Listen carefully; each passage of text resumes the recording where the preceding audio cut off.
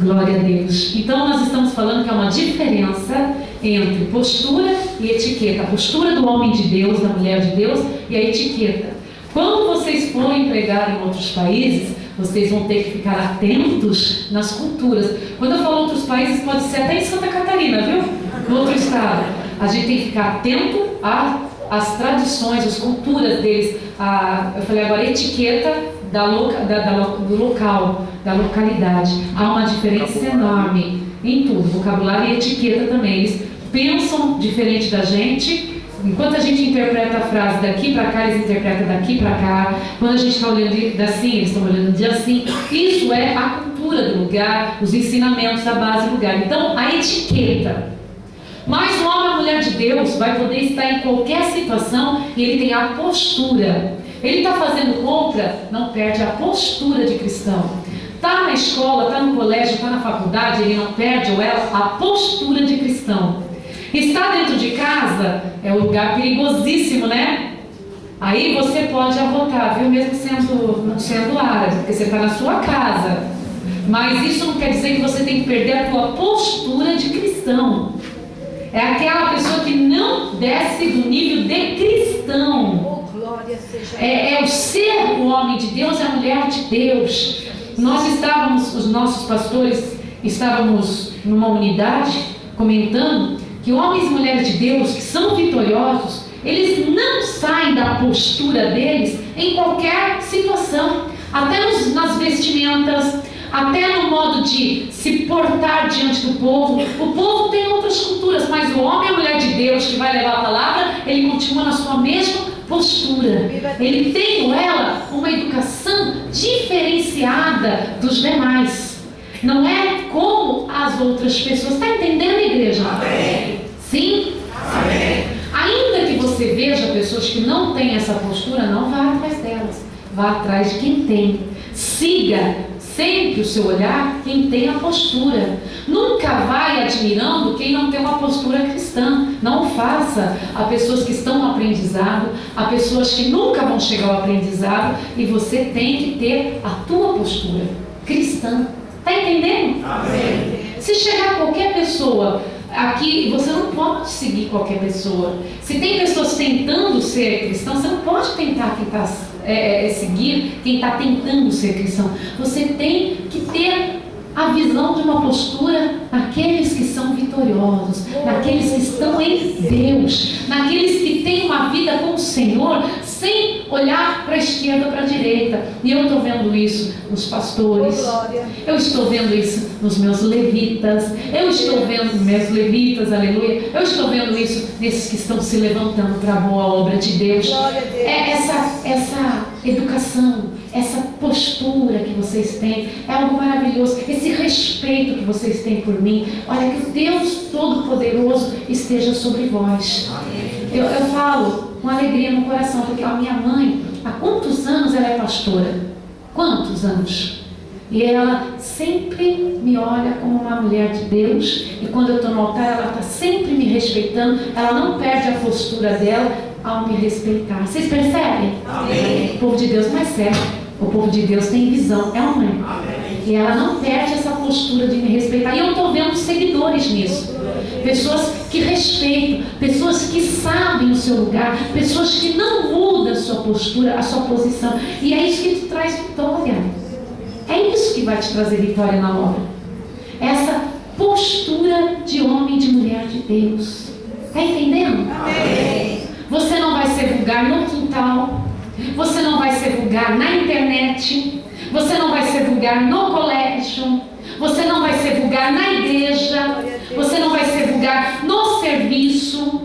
Você é uma pessoa que tem postura. Viva Deus! Viva Deus! Viva Jesus! Está ligado? Amém. Agora nós vamos ler a Bíblia. Abra em 2 Coríntios. Agora que nós vamos ler. Agora você abre a sua Bíblia. Glória a Deus!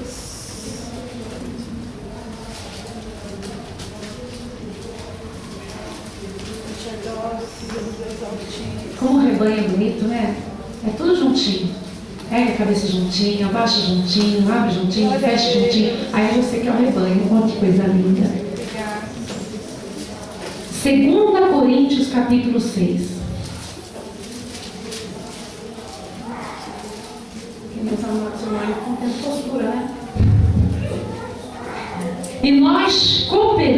também com ele, vos exortamos a que não recebais a graça de Deus em vão, porque diz: ouve-te em tempo aceitável e socorri-te no dia da salvação.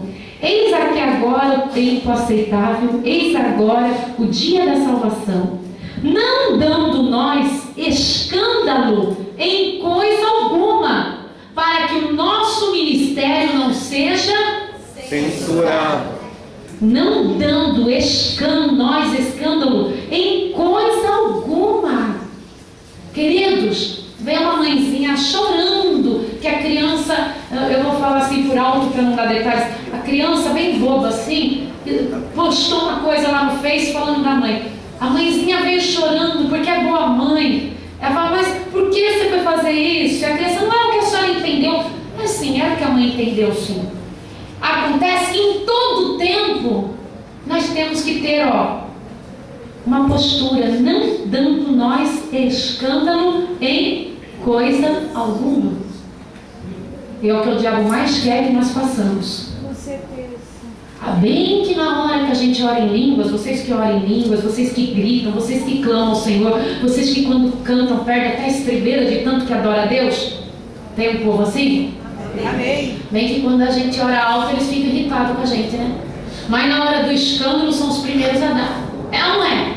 Então o povo de Deus, ele ora. Isso não é escândalo. Orar não é escândalo. Buscar Deus não é escândalo. Glorificar Deus não é escândalo. Olha, para vocês terem ideia, a China é um país comunista.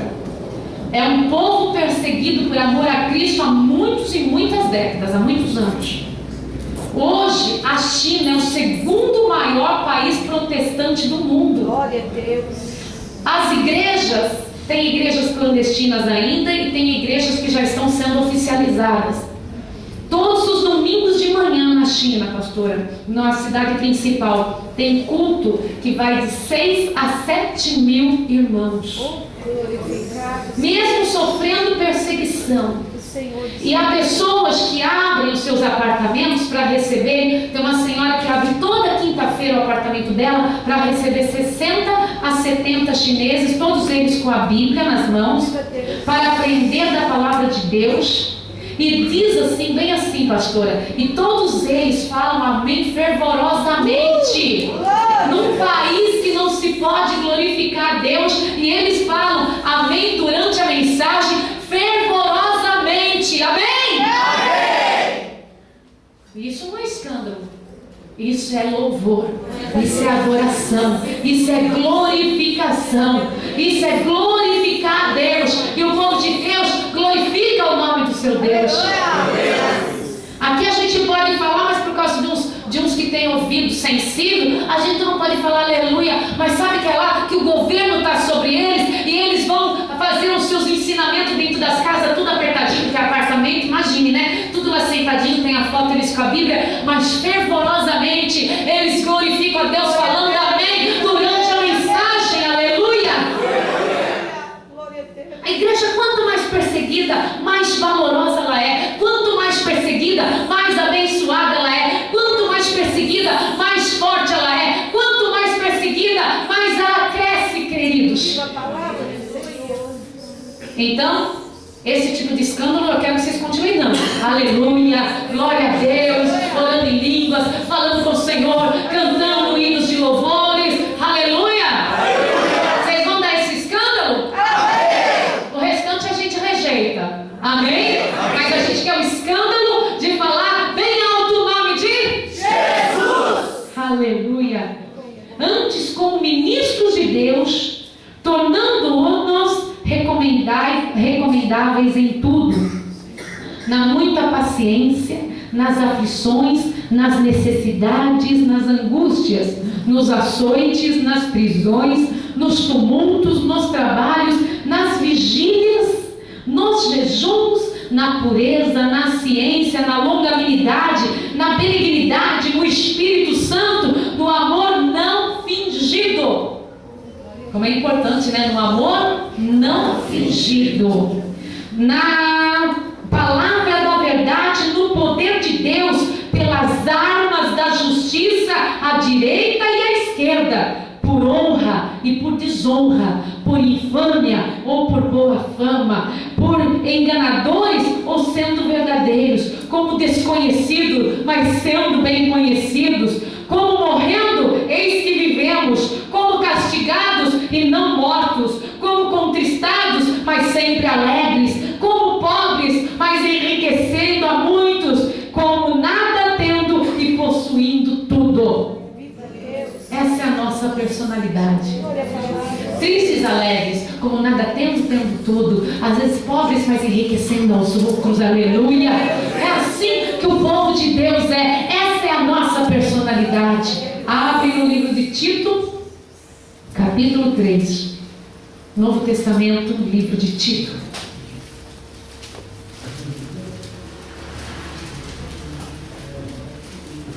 Aí fala novamente da nossa personalidade, a de antes e de agora. O livro de Tito fica antes do livro aos Hebreus.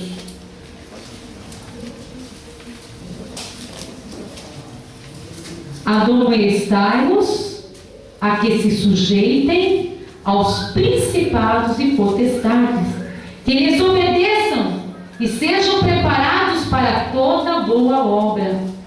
Que a ninguém infamem, nem sejam contenciosos, mas modestos, mostrando toda mansidão para com todos os homens.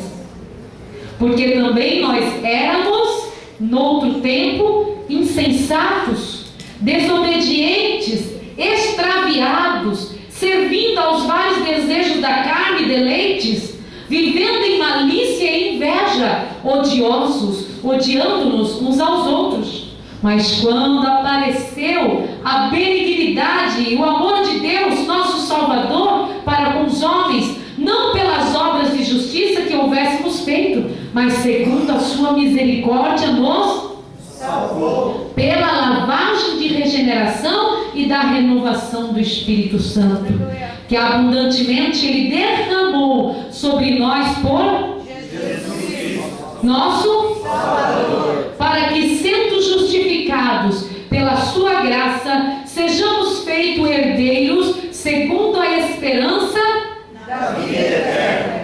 Fiel é a palavra, e isto quero que deveras afirmes, para que os que creem em Deus procurem aplicar-se às boas obras. Estas são coisas boas e proveitosas aos homens, mas não entrem em questões loucas, viu, queridos? Como genealogia, contendas e nos debates acerca da lei, porque são coisas inúteis e vãs. Hoje, o que seria isso? Se o irmão usa terno, se não usa na igreja, se a irmã usa saia, se não usa, se usa pintura, se não usa, isso já é um debate bem para perder tempo, viu, queridos? Se o irmão usa televisão em casa, se não usa, cada um sabe o que é bom para si diante de Deus. A gente não sabe aonde está a fraqueza de cada pessoa. Você sabe? Eu não sei. Às vezes a gente percebe, não é? Tem igrejas que pessoas casadas não podem mais utilizar redes sociais e eu vou contra. Não. Eles sabem o que fazem. Vai perder os casamentos que é tão difícil de conquistar? Tem igreja já que não liga. Tem igreja que usa a televisão, tem igreja que não. E eles sabem bem o que fazem. Cada um sabe da sua fraqueza e da sua virtude. É ou não é? Amém. Aonde vai se perder, vai entrando? Não, deixa os irmãos, não fica brigando. Ao homem herege, depois de uma outra demonstração, evita-o. Ou seja, a pessoa que não tem jeito, o que você tem que fazer? Evitar. Não adianta ficar batendo boca com quem não tem solução.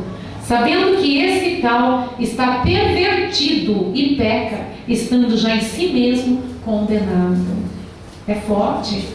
Adianta bater boca com quem não quer Jesus? Com quem sabe a doutrina e fica fazendo briguinha entre as doutrinas? Não adianta. Quanto tempo nós já perdemos com essas pessoas, não é? Não tem mais porquê. Você siga adiante, vai firme, que o Senhor os honrará. Aleluia. Porque o Senhor tem nos dado em todo tempo as suas honras. Amém? Amém. E para terminar a leitura, abrem aos Efésios. Porque hoje, tudo onde eu fui, tinha os Efésios para pregar. Então vamos terminar com os Efésios 6. Glória a Deus. versículo 10.